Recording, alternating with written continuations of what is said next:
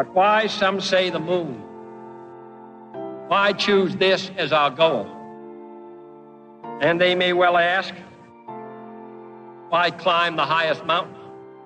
Why, 35 years ago, fly the Atlantic? We choose to go to the moon. We choose to go to the moon in this decade and do the other thing. Not because they are easy, but because they are hard. Because that goal will serve to organize and measure the best of our energies and skills. Because that challenge is one that we're willing to accept, one we are unwilling to postpone, and one we intend to win. We choose to go to the moon. All right, everyone. Welcome to Super Happy Dragon Lucky. This is episode 0x52, our 83rd episode. This week, no number go up because there's plenty of number go up going on already on crypto Twitter. They're taking that for us this week. In other updates, we have some good den things, and then we'll get right to our guests. So the first thing important is the layer creation process, the LCP, that we're launching what is the Ides of March LCP, which will kick off the voting round or the commitment round, whatever you would want to call it. Will start on March 15th. And let's see here. We will have the proposal phase has reopened today.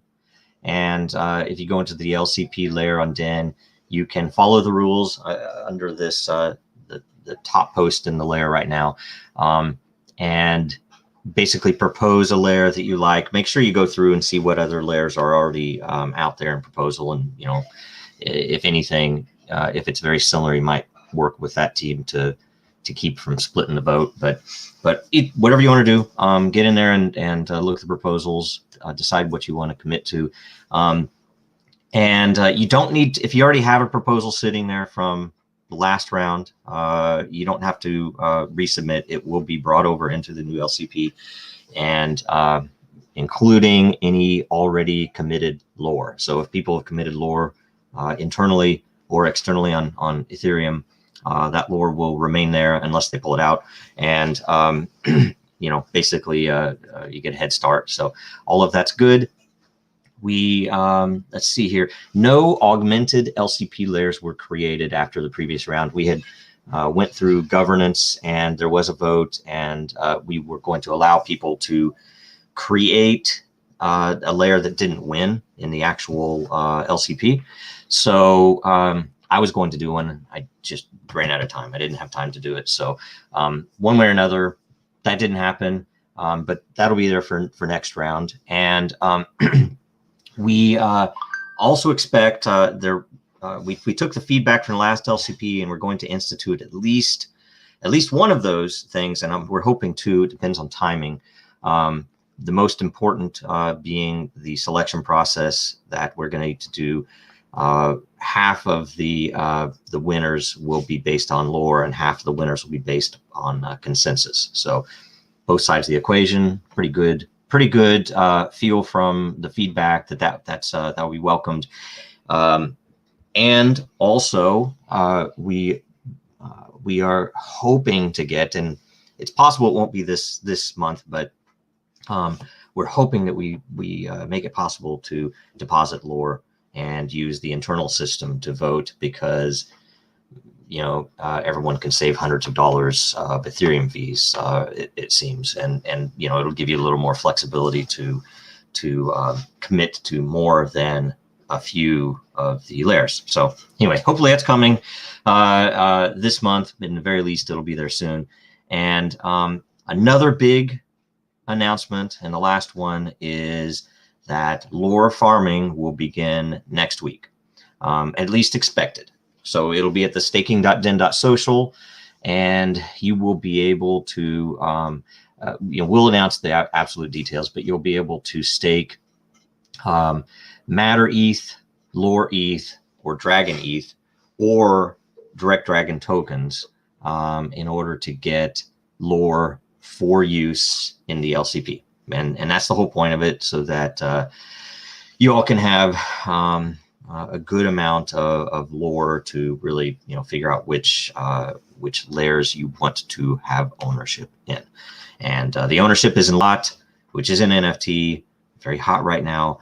And it's actually a very interesting equation, because if you hold the lot, you actually make a portion of the fees, the revenue from every one of those layers that you have ownership in. Pretty sweet, pretty cool. So that's all the updates. Let us know if you have any questions, especially on DIN. Trying to answer everything on DIN. So we're going to be right back with our guests after this.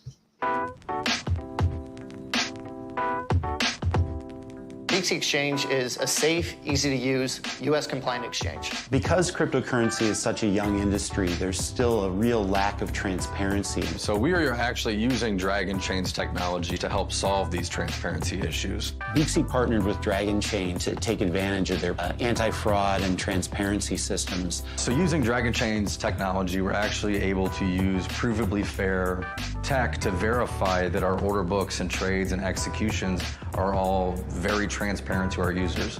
This alone makes Beaxy the only provably fair exchange in the entire world. I have more than 20 years experience doing large, technically complex projects. One of the things that I was really pleased with in working with Dragonchain is that it allowed us to do the integration with their technology very quickly. That's what makes Dragonchain and this a perfect partnership. All right, so welcome back, and our guests today are Brian Peterson, chairman of Beaxy Exchange, and Bay Abbott, the co-president of Beaxy Exchange. So welcome to the show. Can you guys introduce yourselves? Thanks, Joe. Hey, go ahead. Muted. All right, I'll start. I'm Brian Peterson. I'm the chairman of Beaxy. I've been in the financial services industry full-time now for more than 20 years. I am also on the faculty of computational and quantitative finance at the University of Washington and the University of Illinois. So quant, business executive, and a fan of kind of what we've been doing here with you guys. Excellent. Yeah, I always appreciate going after Brian because it kind of puts it into perspective how much he's accomplished. But Joe, we just talked a minute ago. We found out that my story didn't start far from yours, right? So in Kansas, I moved to Chicago, studied international business and finance, went on to work at Morgan Stanley in their wealth management division. I was talking to the head of that division one night, and he told me probably some of the best piece of advice that I was ever given in my career. And he said, learn how to sell. Everything in life is sales. Do that and you'll be just fine. So then I took that piece of advice and I worked for a company here in Chicago that I really admired at the time. And they later went on to IPO. The name of that company was Grubhub. And then at Grubhub, I helped them launch their West Coast flagship delivery product. And I went and traveled there every couple of weeks and met with, mom and pop restaurants and really helped them kind of take their business to the next level, right? So, and then eventually ended up at Beaxy through my friend in introduction, and here we are today. Excellent. Yeah, tell us the story of Beaxy. How it got where it is today. Yeah, Beaxy has a colorful history, right? I think that so the idea for it was conceptualized in 2017. And then into 2018 and through 2019, I think it got a lot of attention for some of the wrong reasons, right? A lot of hype, a lot of shilling ref links, and it was based on kind of that mania at the time, right?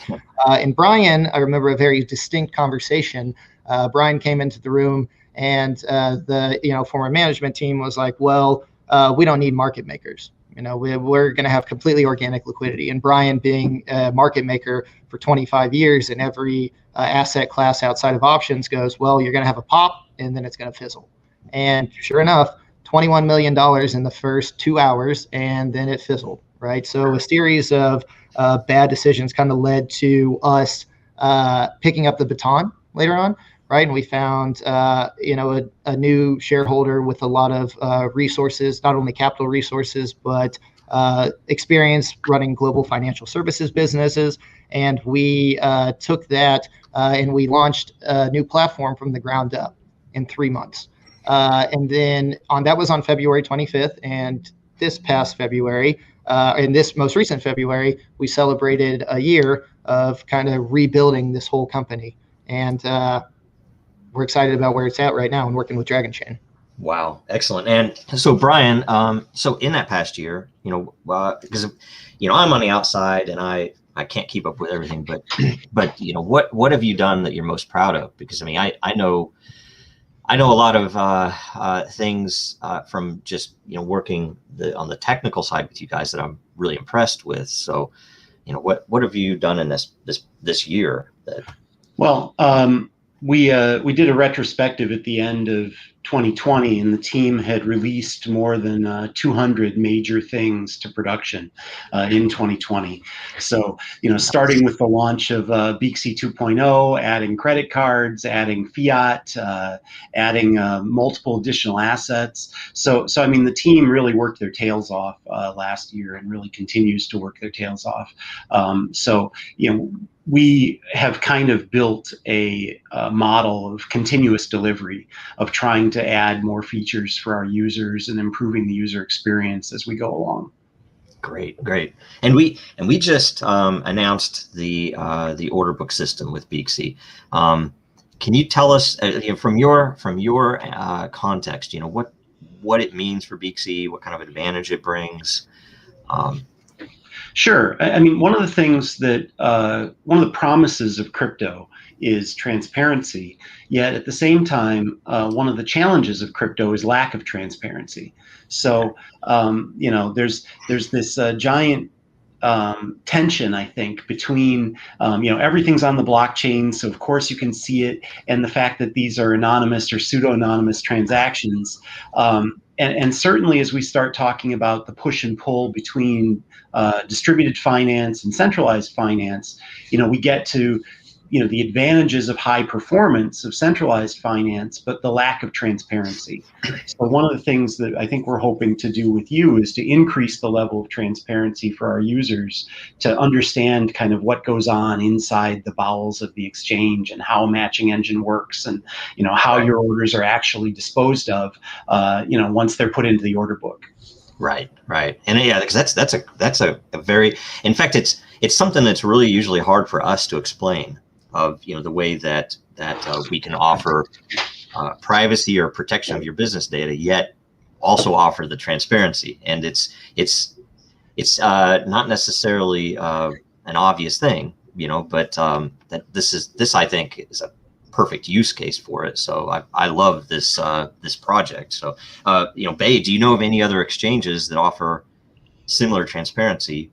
Or Yeah, I think that the best way to answer that's kind of yes and no. And the reason I would say yes is because if you think back to the Bitwise report, right, the way that they were able to determine that those 10 exchanges had verifiable volume was the granularity offered through the data of their API, right? So the difference with this is that Dragonchain is plugged into Beaksy's level 2 order book, which means that you can see canceled, partial, pending, executed, any order that is sent to the order book, and that level of transparency has not been done, right? So yes, but also no, right? Mostly no, and I think that Dragonchain, really gives people a new look into the order book. Right. This is effectively equivalent to what traditional markets would call level 3 recording, where we can see all the adds and cancels and partial fills. And, you could, if you worked on it, really reconstruct, again, without losing anonymity, you could reconstruct the history of every order through the matching engine from the time that it's initially sent to the time it's either canceled or filled. Right. And we still have a few steps to go before the whole thing is completely rolled out. But, we're in the initial part, just getting things on chain. And, frankly, even from our side, we're constantly watching it to make sure that, because it's brand new, right? So we're going to treat it with care until it's, been running for a little while and everything. So, so everybody knows there's, a few steps remaining, but we're rolling everything out as fast as we can. So, and so I guess another question for whichever of you would want to answer, so you have decentralized exchanges where the efficiency is very low. I mean, it's very expensive. There are the interfaces are typically not very fun, right, for users. So you have really high trading fees, drawbacks, where I made a certain amount of money on this, but I lose it all in the when I withdraw in the fees. So do you feel that this tech at least positions Beaxy in a way to leverage best of both worlds, that you can have the efficiency yet you can still have this really good transparency, right? Yeah, I think that in many ways, decentralized exchanges are less transparent than they would like to assume that you might believe, right? The smart contracts transactions that you use on decentralized exchanges are actually quite opaque, right? How do I construct multiple transactions together in order to make a financing decision and get a yield from that decision? It isn't exactly clear. I also think that decentralized exchanges have a number of regulatory issues that they're going to have to solve. I mean, I'm fascinated as a technologist. The technology is really fascinating to me, but I've been in finance for over 2 decades, and we can't ignore the regulators, right? If we want crypto to be the future of finance, we have to do that inside a legal regulatory framework. And at least so far, decentralized finance isn't embracing the regulatory regime. And there are lots of both social and legal reasons why that's true, but until that happens, I don't think decentralized finance can be the future of finance. So for now, what we have to do is we have to operate in a centralized, regulated environment and try to give as much transparency as we possibly can to our customers while doing that in a compliant way. Right. No, that's excellent. And we've, just starting to talk to you guys about these products, and we started with the trading system months ago, and then we've been working on this because the order system is orders of magnitude more volume, and especially the potential volume. So you guys you mentioned onboarding the bot platforms, and I don't know how that works, right? I expect that will bring in more people and definitely more orders that'll be moving around a lot, right? Right. So in traditional finance right now, depending on whose estimate you look at, between 50 and 90% of all order flow is automated. I tend to believe that the answer is closer to 90% than 50%, because a lot of volume never makes it to a given end venue, whereas in equities, all the venues are tied together officially. In crypto, all the venues are tied together unofficially. And so in crypto, we call automated trading flow or algorithmic trading flow bots in the retail crypto world. And the algorithmic flow in crypto is increasing. Again, most estimates today place it at something like 75% of total volume in crypto. So that will, as Beaxy as an exchange embraces the major algorithmic platforms, both on the institutional side with platforms like Deltix, and on the more retail side with platforms like Gunbot and Hummingbot, we expect order volumes to increase very, very rapidly, because the algorithms, of course, can cancel orders much more frequently than somebody sitting at a web browser, right? Or with a phone in hand. Yeah, and just so everybody understands, and this is me explaining it, not as a trader, or especially someone who understands the level of either of you, how an exchange works. That at least the normie description of it would be that when you place a trade, and correct me if I'm wrong in any of this, when you place a trade on Beaxy, that this system will allow you to see a report in the end of all of the orders that trade executed against. So that you can see that these orders predated your trade, that they weren't just thrown up in front of you to take advantage of the timing, right? Is that? Yeah, so fundamentally, Beaxy runs what's called a centralized limit order book, just like most of the major exchanges in the world. One of the challenges in crypto is that there are often at least allegations of front running or of orders, line jumping in front of you to take advantage of your place in line or your idea for a great trade. Now, in decentralized finance, line jumping is real because an order has to go onto the blockchain before it can go to a decentralized exchange. So what happens is there's a very real line jumping that happens where a faster player sees your transaction hit the blockchain and puts the exact same transaction on the blockchain but with a higher gas fee. So it literally jumps the line in front of you. Now, at Beaxy, you can't do that. At Beaxy, a central limit order book is first in, first out. The orders come in and are processed by the matching engine in the order that they're received, and then they're executed based on time and price priority.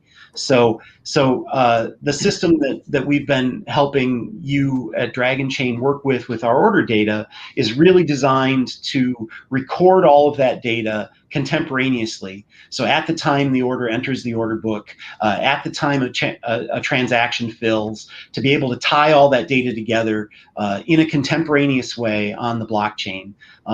Now, again, our systems have never allowed line jumping in the way that a DeFi system allows, just because of the nature of the blockchain. But this system should allow people to actually verify that right. The orders that interact with your order had to either you crossed and hit orders that were older, or they crossed and hit your resting order. So there's no way for that to get mixed up in terms of time priority. I love it. That's a perfect description. That was actually, because I hadn't even I remember, I think you've mentioned that in a meeting before, and I should have mentioned that. That's actually a really good point with it. I can up my fee and beat you, and I literally don't even.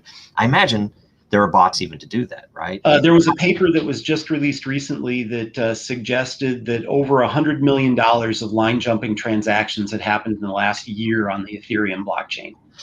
Wow, that is nuts. That's crazy. So that's a paper in a peer-reviewed journal. So people are really doing this research. People are really looking at it. There are trading firms that are focusing their efforts not on finding good ideas, but on finding other people's good ideas and paying more to get the win. Yes, that's crazy. Well, and it's simple math, right? I mean, you'd be able to tell what is there to be made and how much it costs you to beat that. That's interesting. So, okay, then I have one more question. So influx of new users and traffic, right? Do you attribute it to fiat onboarding, US dollar pairs, and as you mentioned, the European fiat pairs and things like this? Are you expecting?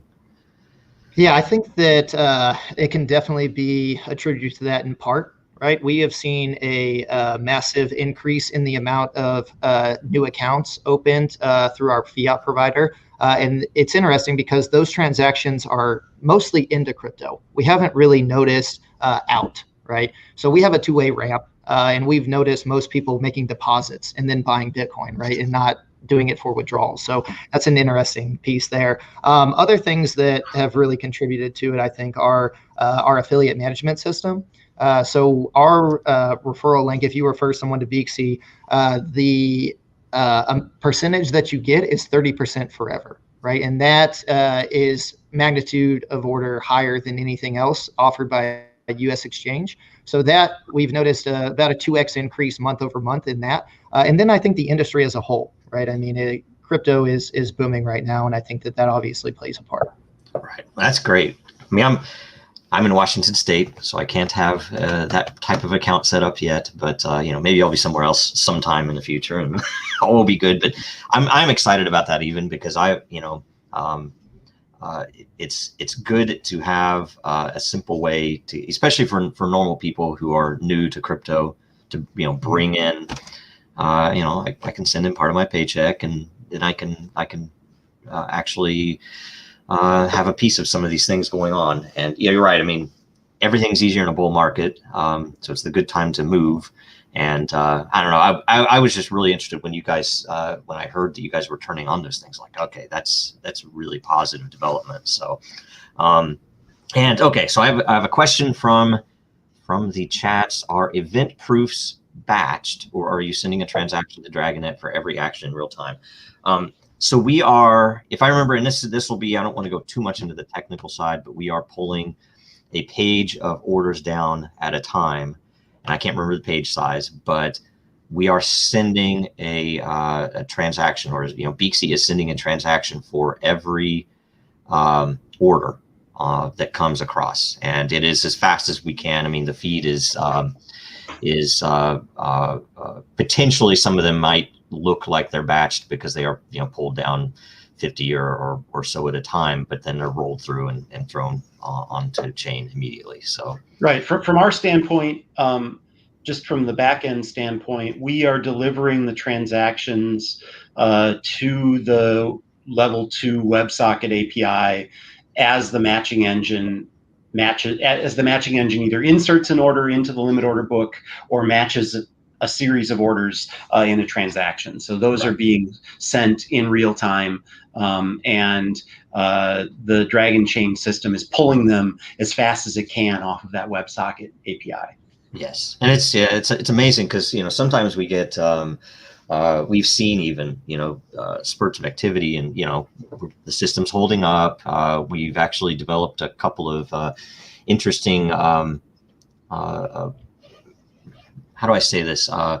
We've changed the way that we're doing our enterprise clustering for for customers like you, to account for the potential peaks in volume, right? That hopefully the bots turn on and we just see huge amounts of volume in there, and then people are actually seeing the transparency involved, because everything ends up on Bitcoin and Ethereum. So same thing as if people look at the Eternal website, which is anybody can look at, that you would have that same level of security applied for every one of these order changes, which it's interesting because I hadn't realized that your system is delivering like you mentioned, this order was deleted, or this that all of the things that can happen with that order are recorded. So if your trade hits any of those, you'll see all of that. It's pretty cool. So I was impressed. I was like, wow, I had no idea. And I had no idea the volume too when we started talking to you, because I hadn't considered, oh yeah, an order is different than a trade. I mean, an order can move multiple times before a trade hits it. So it's pretty cool. Right. I mean, an order, well, and also one trade can hit multiple orders. So for a Yes. trade to happen, there has to be an order that crosses the order book. It either has to cross the order book to buy or cross the order book to sell, and that'll cause a match. But the match could actually match against not one other order, but many other orders, depending on how big the crossing order is. Right. It's awesome. It's really neat. So, okay, that's all the questions that I have.